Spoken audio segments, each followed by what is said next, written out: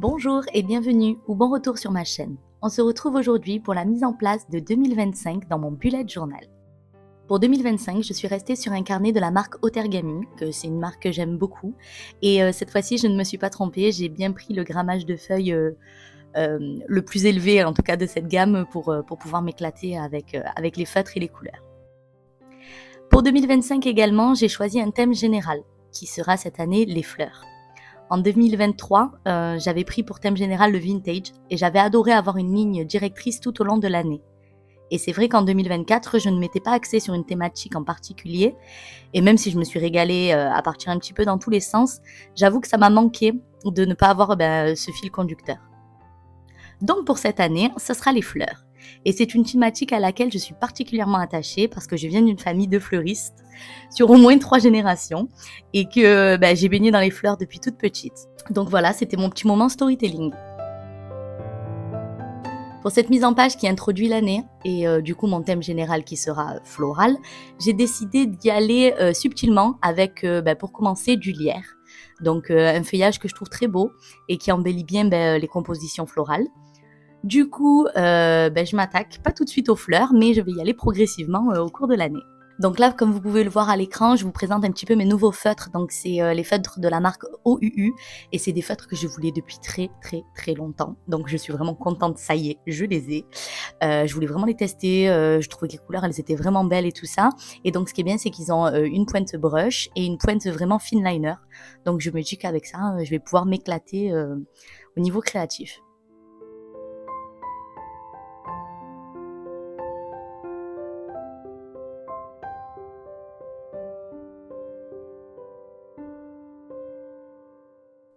Pour ma page de couverture, je décide donc d'inscrire au centre en très gros 2025 avec un vert foncé. Et je suis ensuite venue faire des ombres avec un feutre doré. Et j'adore le rendu, je trouve ça vraiment très esthétique, je trouve que ça rend bien.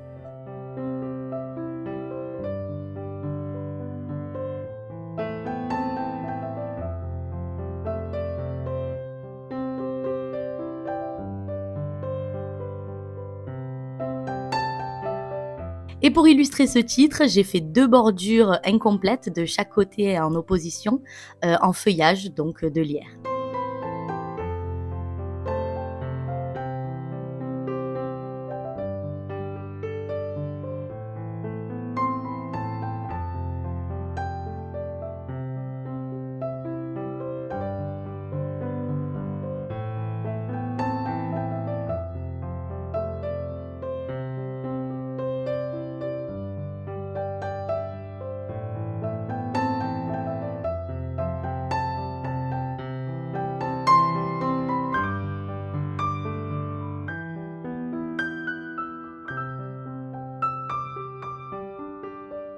J'ai coloré toutes mes petites feuilles en alternant avec différentes teintes de vert pour donner un petit peu de vie à tout ça. J'ai ensuite repassé les contours des fleurs avec un fine liner noir, histoire de les faire bien ressortir.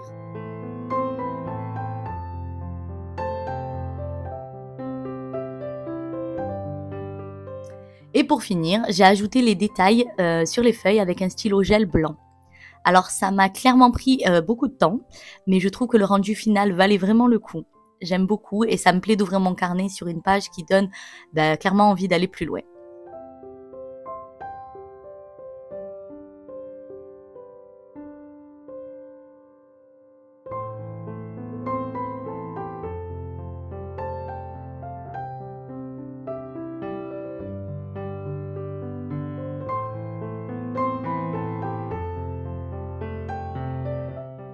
Et voici ma page d'introduction de 2025 qui est prête. Sur la double page suivante, c'est un peu ma trame pour l'année, avec la page des clés et des objectifs.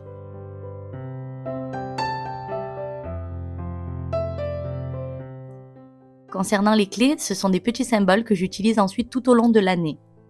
Un point pour indiquer une tâche, une croix lorsque la tâche est réalisée, barré lorsque celle-ci est annulée et une petite pointe de flèche lorsque je reporte.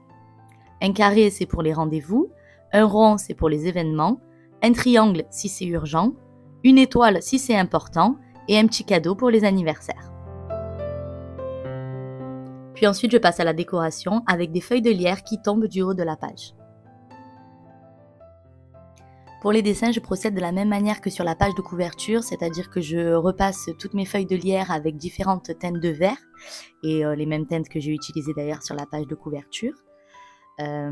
Ensuite, je ferai pareil, hein, je ferai les contours avec le fineliner noir, et je viendrai peaufiner les détails avec le stylo gel blanc.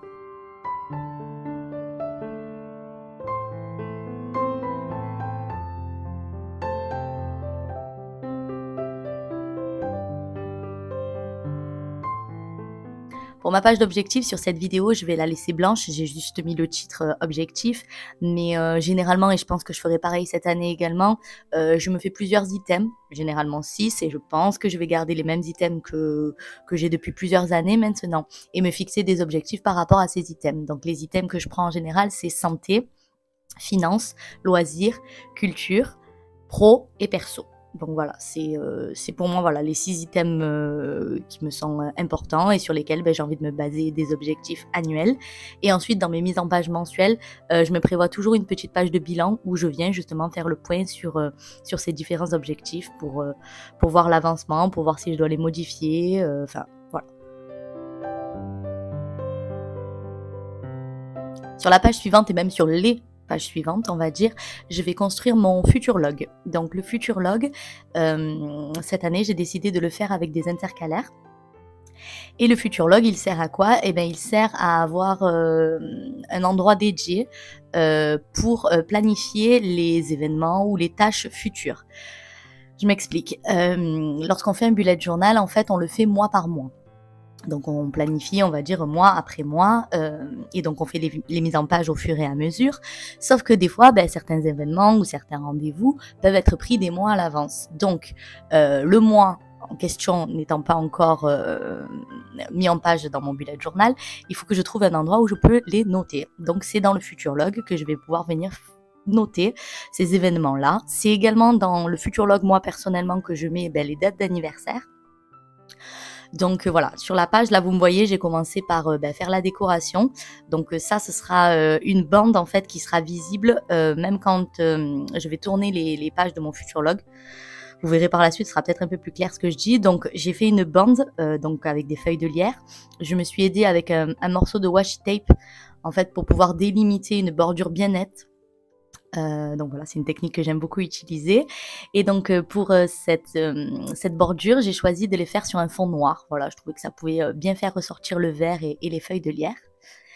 Et ensuite, je m'attaque à justement la construction des calendriers des 3 premiers mois de l'année, donc du trimestre 1. C'est pour ça que l'onglet de l'intercalaire, je l'ai appelé Futur Log 1. En fait, c'est 1 pour premier trimestre. Donc voilà, donc les petits calendriers, moi j'avoue que j'aime bien les faire à la main.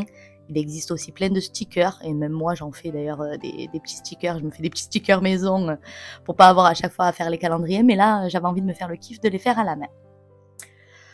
Donc voilà, vous me voyez délimiter, là ça va être l'onglet justement pour le premier trimestre. Donc je utilise pareil la technique du washi tape.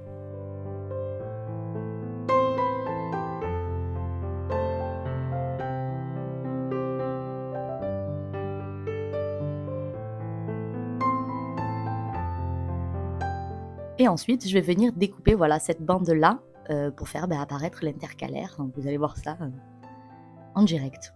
Enfin presque.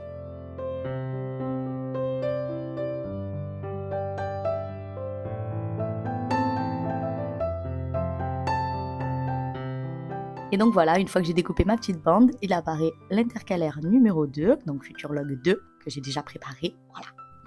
Ça prend pas trop de temps à la vidéo. Et voilà, je continue à découper pour former mes intercalaires. Et vous voyez que j'ai bien les 4 trimestres de l'année. Et à l'arrière aussi, j'ai fait la bande. Et donc voici mon futur log terminé. Donc trimestre 1. Ici, le trimestre 2 avec les 3 mois suivants. Le 3e trimestre. Et pour finir, le 4e trimestre. Et derrière, voilà, la bande noire que j'ai reproduite pour homogénéiser le tout. Et sur cette page-là, je vais me faire une page idée cadeau. Donc c'est une page que j'aime beaucoup faire parce que durant l'année, j'ai souvent des idées de cadeaux pour mes proches. Et quand arrivent les anniversaires ou Noël, et ben bizarrement, toutes ces idées, elles se sont envolées. Donc là, au moins, je sais que j'ai une page qui leur est dédiée, où je peux tout noter et ne pas prendre le risque de les oublier. Sur la double page suivante, donc j'ai réservé une page à ma need list, donc ce dont j'ai besoin, et à ma wish list, ce dont j'ai envie. Donc j'aime beaucoup voilà, séparer les deux. Ça me permet de prioriser au niveau des dépenses entre ce dont j'ai besoin. Donc un besoin, c'est toujours plus important, on va dire, qu'une envie, a priori. Et donc une page également d'envie, donc qui me sert à la fois pour moi et à la fois pour suggérer également à mon entourage lorsqu'ils me demandent des idées cadeaux, que ce soit pour mon anniversaire ou pour Noël. Au moins, j'ai toujours de quoi leur donner des idées, on va dire. Pour l'illustration sur cette page, j'ai toujours représenté des feuilles de lierre avec toujours la même technique. Et cette fois-ci, en fait, j'avais envie de faire des feuilles de lierre grimpantes sur un mur. Donc, je me suis régalée. Et pour le ciment, on va dire, entre les briques, j'ai choisi de les faire en doré. Voilà, j'aimais bien l'idée, je voulais voir ce que ça donnait. Et vous allez voir que franchement, c'est plutôt joli.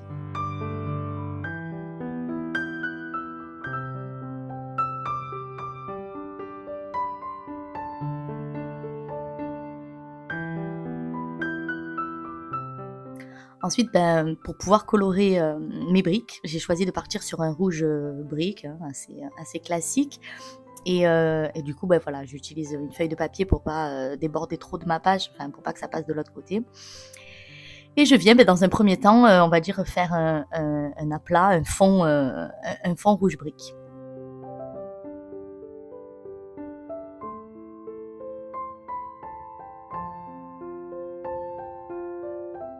Et ensuite, toujours avec le même feutre, je vais venir en fait faire comme des petites ombres, enfin essayer de donner de la texture à mes briques, voilà, pour pas que ça fasse un effet trop lisse.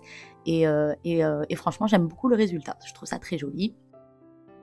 Et maintenant, le petit moment satisfaisant, lorsque je retire le washi tape et que j'ai des bords super nets. Voilà, j'aime beaucoup cette double page.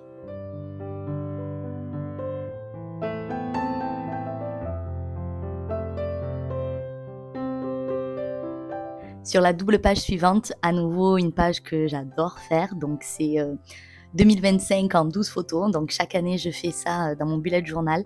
J'imprime une photo par mois, on va dire d'un moment ou d'un événement, ou voilà la photo que j'ai préférée dans le mois, et ça me permet en fait à la fin de l'année d'avoir un aperçu de toute mon année, mois par mois, et avec les événements qui m'ont marqué ou les photos qui m'ont le plus plu. Voilà, c'est vraiment une page que j'aime beaucoup. Et surtout, en effet, à la fin de l'année, quand elle est finie et que j'ai toutes les photos qui illustrent cette double page. Pour la déco, donc, j'ai simplement mis le titre en haut et sur les côtés, j'ai fait quelques feuilles de lierre, toujours en correspondance avec mon thème. Pour le moment, à la place des photos, voilà, il y aura des carrés, des petits carrés verts, voilà, qui seront vides pour le moment et qui se rempliront au fur et à mesure, au fil de l'année, au fil des mois qui passent. Je me note quand même les chiffres sur chaque carré, les chiffres qui correspondent à chaque mois de l'année, bien évidemment. Sur la double page suivante, donc je me consacre une page pour les livres que j'aurai lus dans l'année, parce que j'aime beaucoup lire aussi, et également une page pour les films et les séries que j'aurais pu regarder dans l'année. Donc voilà, pareil, j'aime bien me faire ces petites listes, pareil, pour plus tard, ça permet de savoir voilà, à quel moment de ma vie j'ai lu quoi ou j'ai regardé quoi. Et pour l'illustration, toujours des feuilles de lierre que là je représente au milieu de la double page vers le bas. Et pour la technique, j'utilise toujours la même chose, hein, les différentes teintes de vert, le finliner pour faire les contours et le stylo gel blanc pour faire les petits détails au milieu de chaque feuille. Voilà, toute simple, épurée, une page comme je les aime. Sur la double page suivante, donc c'est le même style que la double page d'avant, mais cette fois-ci c'est pour la musique et pour les reportages et les documentaires. Donc toujours pareil, voilà les musiques que j'aurais écoutées dans l'année et les reportages et les documentaires que j'aurais regardés. Ça me permet de garder une trace de tout ça. Sur la double page suivante, donc ça c'est une page qui me sert aussi beaucoup. Donc c'est une page pour les idées de vidéos. Donc voilà, c'est ici que je me note les petites idées, les thèmes futurs que j'aimerais aborder, voilà. Donc je mets tout simplement le titre en haut, idée de vidéo, et ensuite des petits branchages avec des feuilles de lierre pour habiller et donner un petit côté esthétique à la page.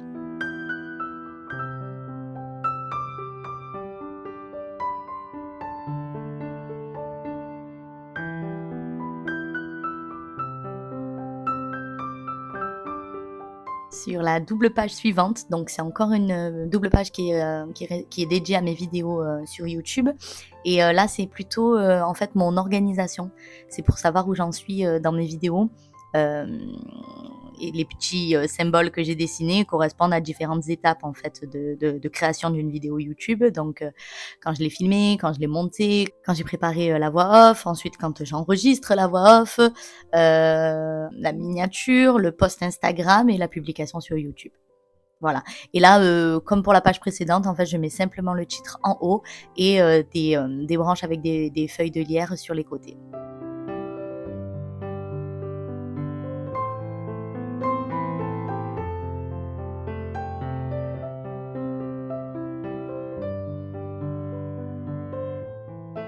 Pour finir, et parce que l'année dernière, j'avais oublié dans ma vidéo de setup, cette année, j'oublie pas, je me fais ce qu'on appelle grid spacing. Donc, c'est une sorte, on va dire, de petit réglé en papier, tout simplement que j'ai découpé dans mon bullet journal, une bordure, et du coup sur laquelle, en fait, je viens reporter le nombre de points que j'ai de manière verticale, de manière horizontale, et en fait les points dont j'ai besoin pour séparer ma page en 2, en 3, et en général je fais en fonction des mises en page que je fais le plus. Donc avec le temps, c'est vrai que je sais à peu près les tailles dont j'ai besoin, et surtout que j'utilise toujours les mêmes carnets. Mais franchement, quand je fais mes mises en page mensuelles, ça me permet quand même de gagner pas mal de temps. Plutôt que de compter à chaque fois chaque carré, je le place sur la feuille et je sais en fait comment je dois diviser ma page pour avoir les bons nombres de points pour les cases. Donc voilà, je l'ai appelé grille de repère. J'ai fait la version française, on va dire. Et sur les chaînes américaines, on voit souvent marqué grid spacing. Voilà. Alors là, je la raccourcis un petit peu parce qu'en fait, pour pouvoir la glisser dans ma pochette à l'arrière, si je garde la page entière, c'est un peu trop grand. Et pour les soucis du détail, je viens arrondir mes angles parce que voilà, c'est quelque chose que j'aime bien faire. Donc voilà mon petit réglé grille de repère qui va m'aider tout au long de l'année pour mes mises en page. Et voilà, là, je vous montre à peu près comment je l'utilise. En fait, je prends une page vierge, je la positionne comme ça, voilà, je fais correspondre les points en haut et en bas, et après je sais que voilà, si je veux la couper en 3, c'est 12 points et c'est par-ci, par-là. Donc d'un côté vertical et de l'autre côté les repères horizontaux. Voilà, il suffit de faire correspondre les petits points et ensuite de se repérer par rapport à la grille de repères. Donc voilà, franchement, c'est un truc que j'avais découvert sur YouTube, ça, et que bon, y a beaucoup de gens qui le font, mais franchement, ça aide bien. Voici donc ma mise en page pour 2025 qui est terminée. J'espère que vous avez passé un agréable moment à ma compagnie, à me voir faire la mise en page de mon nouveau carnet. Moi, personnellement, je me suis régalée. J'ai vraiment très très hâte de commencer à utiliser ce carnet parce que j'adore commencer les nouveaux carnets. Je pense qu'on est plus meilleur dans ce cas-là. J'espère que la vidéo vous aura plu. Si c'est le cas, n'hésitez pas à me le dire en commentaire. N'hésitez pas à liker, à commenter et à partager mes vidéos. N'oubliez pas non plus de vous abonner et d'activer la cloche si vous voulez être prévenu lorsque je publie de contenu. Je vous remercie à tous de me suivre, d'être de plus en plus nombreux à me suivre. Et j'espère que vous serez avec moi pour cette nouvelle année. Je vous souhaite à tous une bonne journée, une bonne soirée ou peut-être même une bonne nuit. Et je vous dis à bientôt.